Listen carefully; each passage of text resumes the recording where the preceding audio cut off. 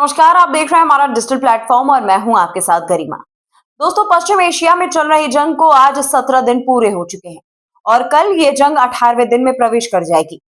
दिलचस्प बात पता है आपको क्या है कि इतिहास में महाभारत का युद्ध भी 18 दिन में खत्म हो गया था। लेकिन मिडिल ईस्ट की इस जंग में 18 दिन बाद भी अंत नहीं, बल्कि कई नए रहस्यों से पर्दा उठना शुरू हो गया है। सवाल यह है कि आखिर अमेरिका के राष्ट्रपति डोनाल्ड ट्रंप इस युद्ध से आखिर चाहते क्या है? कि शुरुआत में कहा गया था कि ईरान के परमाणु कार्यक्रम को खत्म करना है, ईरान की सत्ता को झटका देना है। लेकिन अब जंग के बीच जो घटनाएं खुल करके सामने आई हैं, उनसे ट्रंप की रणनीति कुछ और ही कहानी बता रही है। दरअसल जंग के 15वें दिन ट्रंप ने दुनिया के कई देशों से यह अपील की कि वे स्ट्रेट ऑफ हार्मुज को खुलवाने के लिए इस युद्ध में शामिल हो। उसी दिन अमेरिका ने ईरान के बेहद अहम खर्ग आइलैंड पर हमला कर दिया, जहां दोस्तों ईरान के सैन्य ठिकानों को तबाह करने का दावा किया गया। यहीं से ट्रंप के असली प्लान की चर्चा तेज हो गई, क्योंकि खर्ग आइलैंड सिर्फ एक द्वीप नहीं है, बल्कि ईरान की आर्थिक ताकत का सबसे बड़ा केंद्र माना जाता है। अब यहाँ सवाल ये उठता है कि आखिर खर्ग आइलैंड इतना अहम क्यों है?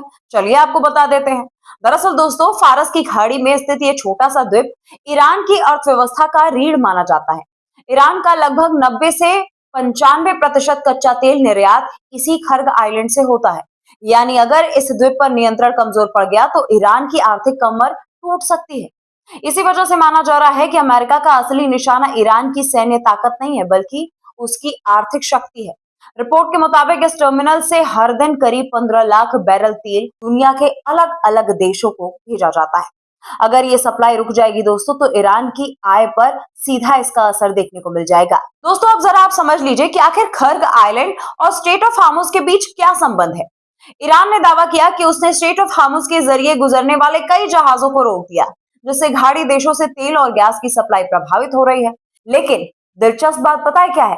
दिलचस्प बात तो दोस्तों ये है कि ईरान अपने मित्र देशों के जहाजों को पासिंग दे रहा है, जबकि अमेरिका और उसके सहयोगियों के जहाजों को रोका जा रहा है।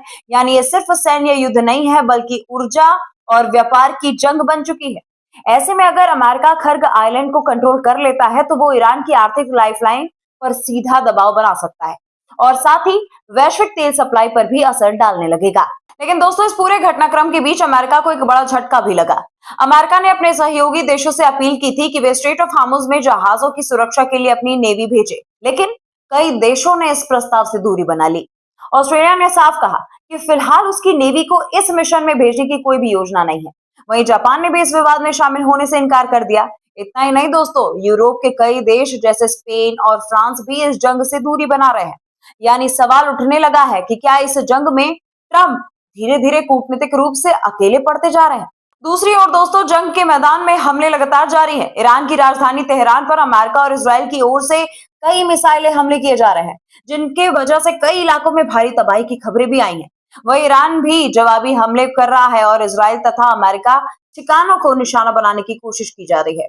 इसी बीच भारत के दूतावास ने भी ईरान से रह रहे के भारतीय नागरिकों के लिए एडवाइजरी जाने को कहा है, जिसमें उन्हें बॉर्डर इलाकों से दूर रहने और दूतावास के संपर्क में रहने की सलाह दी जा रही है।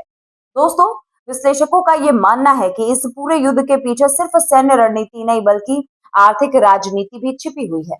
अगर खर्ग आइलैंड की सप्लाई बाधित होती है, तो वैश्विक तेल बाजार में कीमतें तेजी से बढ़ जाएंगी। ऐसी स्थिति में तेल का व्यापार फिर से पूरी तरह डॉलर आधारित हो सकता है, जिससे अमेरिका को आर्थिक फायदा मिलेगा। यानी इस जंग के पीछे सिर्फ क्षेत्रीय राजनीति नहीं है, बल्कि वैश्विक ऊर्जा बाजार और डॉलर की ताकत का सवाल भी जुड़ा हुआ है। फिलहाल ये जो युद्ध है वो तीसरे हफ्ते में पहुंच चुका है, लेकिन ना अमेरिका पीछे हटने को तैयार है और ना ही ईरान। ऐसे में सवाल यही उठ रहा है कि क्या ये युद्ध जल्दी खत्म होगा, या फिर ये पूरी दुनिया की अर्थव्यवस्था को प्रभावित करने वाला एक लंबा संकट बन जाएगा। फिलहाल हमारी भी नजरें टिकी हुई है इस जंग पर। आप इस जंग को लेकर के क्या राय रख रहे हैं और आपको क्या लगता है कि क्या खर्ग आइलैंड इस जंग का सबसे बड़ा टर्निंग पॉइंट बन सकता है?